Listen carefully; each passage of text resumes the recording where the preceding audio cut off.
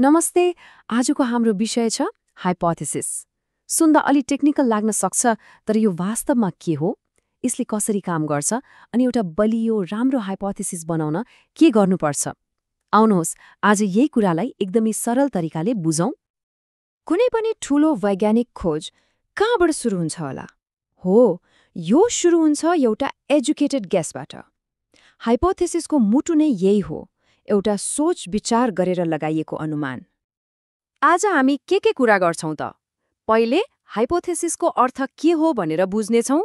त्यसपछि यसका 4 मुख्य प्रकारहरू हेर्नेछौं। नल र अल्टरनेटिभ हाइपोथेसिस बीचको फरक के हो त्यो पनि थाहा पाउनेछौं।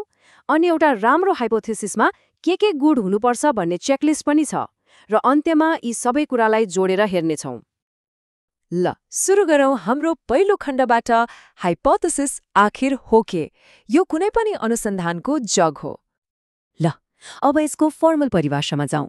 हाइपोथेसिस भनेको 2 वा 2 भन्दा बढी भेरिएबल्स बीचको सम्बन्धबारे गरिएको एउटा टेन्टेटिभ स्टेटमेन्ट हो। भेरिएबल्स भनेको के हो त? जस्तै पढ्ने समय, परीक्षाको अङ्क, सोशल मिडिया चलाउने घण्टा, यस्तै परिवर्तन हुने कुराहरू। र सबैभन्दा महत्त्वपूर्ण कुरा के हो भने यो यस्तो एजुकेटेड गेस हो जसलाई हामी साइन्टिफिकली टेस्ट गर्न सक्छौं। मतलब यो सही हो कि गलत भनेर जाँच्न सकिन्छ। एउटा उदाहरणले यो कुरा अझै क्लियर हुन्छ। जस्तै नियमित पढ्ने विद्यार्थीहरूले परीक्षा अघि मात्र पढ्नेहरूको भन्दा बढी अङ्क ल्याउँछन्। यो हामीले देखे भोगेको कुरा जस्तै छ हैन त? यसलाई नै हामी एउटा टेस्ट गर्न मिल्ने हाइपोथेसिसको रूपमा हेर्न सक्छौं। अब दोस्रो खण्डमा लागौं। हाइपोथेसिस एउटै मात्र हुँदैन। अनुसन्धानको प्रकृति अनुसार यसका विभिन्न प्रकार हुन्छन् र हरेकको आफ्नै उद्देश्य हुन्छ। हामी मुख्यतया 4 प्रकारका हाइपोथेसिसहरू हेर्नेछौं: वर्केबल, साइन्टिफिक, जेनरल र स्पेसिफिक। पहिलो नम्बरमा छ वर्केबल हाइपोथेसिस।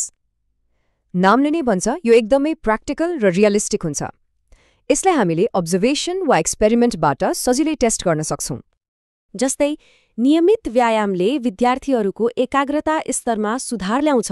यो कुरा परीक्षण गर्न सकिन्छ, त्यसैले यो एउटा वर्केबल हाइपोथेसिस भयो। अब आउँछ साइन्टिफिक हाइपोथेसिस। यो वर्केबल भन्दा एक तह माथिको कुरा हो। यो कुनै वैज्ञानिक तथ्य, सिद्धान्त वा पहिले नै स्थापित ज्ञानमा आधारित हुन्छ र यसलाई टेस्ट गर्न साइन्टिफिक मेथड नै प्रयोग गरिन्छ। जस्तै रातो बत्तीभन्दा नीलो बत्तीमा बिरुवाहरू छिटो बढ्छन् किनभने फोटोसिन्थेटिक एब्जर्प्सनमा फरक हुन्छ। हेर्नुहोस् त, यहाँ अनुमान मात्र छैन, यो फोटोसिन्थेसिस जस्तो साइन्टिफिक प्रिन्सिपलमा आधारित छ। अब जेनरल र स्पेसिफिक हाइपोथेसिस बीचको फरक पनि बुझौँ है। जेनरल हाइपोथेसिस यो एकदमै ब्रड स्टेटमेन्ट हो। जस्तै शिक्षाले जीवनस्तर सुधार्छ। यो ठूलो कुरा भयो हैन त? तर यसलाई कसरी नाप्ने? अलि गाह्रो छ। अब हेर्नुहोस् स्पेसिफिक हाइपोथेसिस। काठमाडौँ जिल्लाको कक्षा 10मा केटाहरूभन्दा केटीहरूले अङ्ग्रेजीमा बढी अङ्क ल्याउँछन्। देख्नुभयो कति स्पेसिफिक? यहाँ हामीसँग grade 10 Kathmandu district, English subject र बोइज भर्सेस गर्ल्स सबै कुरा एकदमै क्लियर छ। यसलाई टेस्ट गर्न सजिलो भयो नि? अब हामी साइन्टिफिक रिसर्चको सबैभन्दा महत्त्वपूर्ण जोडीको बारेमा कुरा गर्दैछौं, नल र अल्टरनेटिभ हाइपोथेसिस। कुनै पनि फर्मल अनुसन्धानमा यिनीहरूको भूमिका एकदमै ठूलो हुन्छ। यो नल र अल्टरनेटिभ हाइपोथेसिसको कुरा चाहिँ अलि रमाइलो छ। यिनीहरू साइन्टिफिक रिसर्चका 2 मुख्य पात्र हुन् जो सधैँ एक अर्काको विपक्षमा हुन्छन्। नल हाइपोथेसिस H0 यो अलि निराशावादी छ। यसले भन्छ केही पनि छैन, 2टा भेरिएबल बीच कुनै सम्बन्ध नै छैन, जे देख्यो त्यो त संयोग मात्र हो। तर अल्टरनेटिभ हाइपोथेसिस H1 यो चाहिँ आशावादी छ। यसले भन्छ होइन, यहाँ पक्कै केही सम्बन्ध छ। र रिसर्चरले चाहिँ यही अल्टरनेटिभ हाइपोथेसिसलाई नै प्रमाणित गर्न खोजिरहेको हुन्छ। एउटा उदाहरण हेरौँ, सोशल मिडियाको प्रयोगले शैक्षिक प्रदर्शनमा पार्ने असर। यहाँ नल हाइपोथेसिस H0 के हुन्छ? सोशल मिडियाको प्रयोग र विद्यार्थीको शैक्षिक प्रदर्शन बीच कुनै खास सम्बन्ध छैन। तर अल्टरनेटिभ हाइपोथेसिस H1 ले के भन्छ? सोशल मिडियाको प्रयोग र विद्यार्थीको शैक्षिक प्रदर्शन बीच पक्कै पनि सम्बन्ध छ। ल हामीले हाइपोथेसिस के हो र यसका प्रकारहरू त बुझ्यौं, तर के सबै हाइपोथेसिस राम्रा हुन्छन् त? हुँदैनन्। त्यसो भए एउटा बलियो हाइपोथेसिस केले बनाउँछ? अबको खण्डमा यही हेरौँ। आखिर एउटा हाइपोथेसिसलाई राम्रो बनाउने तत्त्वहरू के हुन् त? सबैभन्दा पहिलो र सबैभन्दा महत्त्वपूर्ण कुरा, यो टेस्टेबल हुनै पर्छ, मतलब परीक्षण गर्न योग्य हुनुपर्छ। यदि कुनै अनुमानलाई हामीले डेटा वा एक्सपेरिमेन्टबाट जाँच्न नै सक्दैनौँ भने त्यो साइन्टिफिक हिसाबले कामै लाग्दैन। दोस्रो, यो क्लियर एन्ड प्रिसाइज हुनुपर्छ, अर्थात् स्पष्ट र सटिक। राम्रो प्रदर्शन जस्ता अस्पष्ट शब्दहरूले काम गर्दैन, बरु उच्च परीक्षा अङ्क जस्ता मापन गर्न सकिने शब्दहरू प्रयोग गर्नुपर्छ। यहाँ एउटा राम्रो हाइपोथेसिसको पूरा चेकलिस्ट छ। यो टेस्टेबल, क्लियर एन्ड प्रिसाइज हुनुपर्छ, साथै यो लजिकल हुनुपर्यो, पहिलेको ज्ञानसँग मेल खाने हुनुपर्यो र प्रमाणमा आधारित हुनुपर्यो, र हो यसले केही हदसम्म भविष्यको बारेमा अनुमान लगाउन सक्ने अर्थात् प्रिडिक्टिभ पनि हुनुपर्छ। ल, अब हामी हाम्रो छलफलको अन्त्यतिर आइपुग्यौं। आज हामीले सिकेका मुख्य कुराहरूलाई एकपटक फेरि सम्झ्यौं।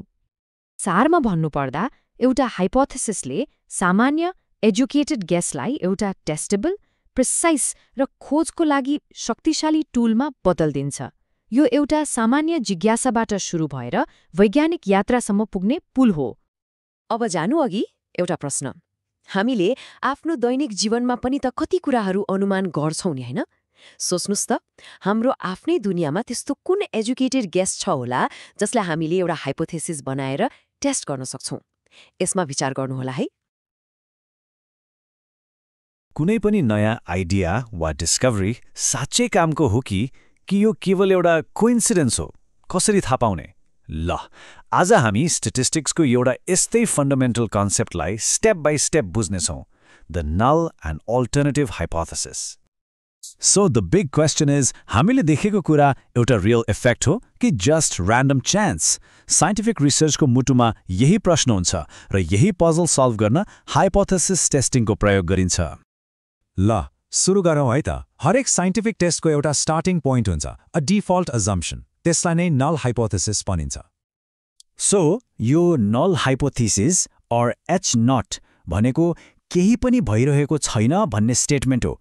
It's the status quo, the boring default position, जसलाई एउटा रिसर्चरले च्यालेन्ज गर्न खोजिरहेको हुन्छ। यो कुरा बुझ्नलाई अदालतको एउटा सिन कल्पना गरौँ न। कुनै पनि व्यक्तिलाई इनोसेन्ट अन्टिल प्रुभन गिल्टी मानिन्छ, होइन त? स्टेटिस्टिक्समा H0 नै त्यो प्रिज्युम्ड इनोसेन्ट हो। हामीसँग यसलाई रिजेक्ट गर्ने बलियो एभिडेन्स नभएसम्म हामी H0 लाई नै मान्छौं। ल, अब स्टोरीको अर्को क्यारेक्टरलाई भेट्ने पालो आयो, द च्यालेन्जर। यो त्यो नयाँ बोल्ड आइडिया हो जसले स्टेटस कोलाई प्रश्न गर्छ। अल्टरनेटिभ हाइपोथेसिस अर H1 भनेको चाहिँ रिसर्चरको रियल थ्योरी हो। यो एक्साइटिङ पार्ट हो।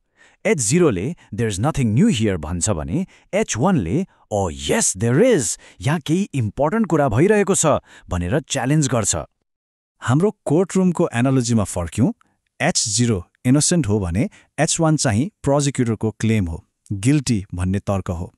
रिसर्चरको काम नै H1 को पक्षमा एभिडेन्स जुटाउनु हो।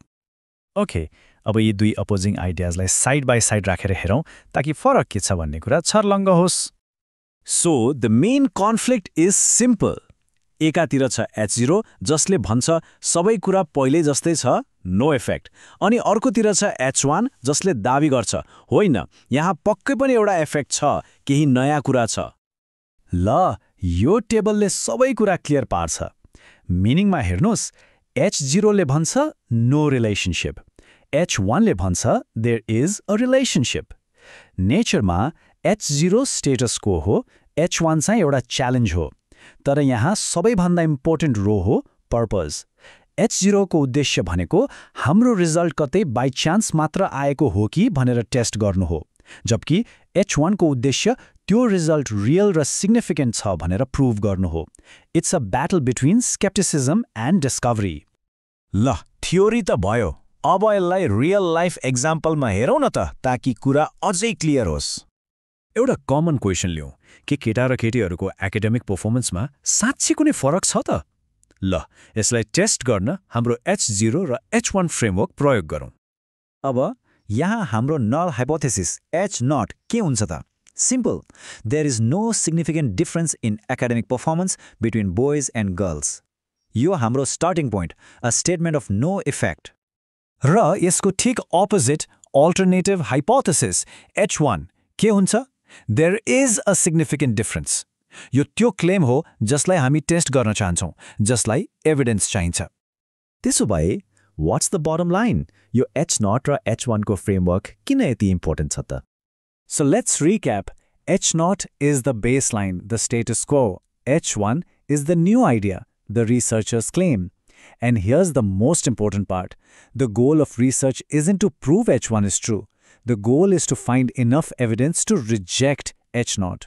यो सानो डिफरेन्सले नै साइन्टिफिक प्रोसेसलाई स्ट्रक्चर्ड र अब्जेक्टिभ बनाउँछ। ल, हाम्रो आजको डिस्कसन यहीँ सकिन्छ। तर जानु अघि एउटा क्वेसन छोडेर जान्छु। हाम्रो वरिपरि यस्ता कति स्ट्याटसको अजम्पसन्स छन् जसलाई यो पावरफुल साइन्टिफिक फ्रेमवर्क प्रयोग गरेर च्यालेन्ज गर्न सकिन्छ? Think about it.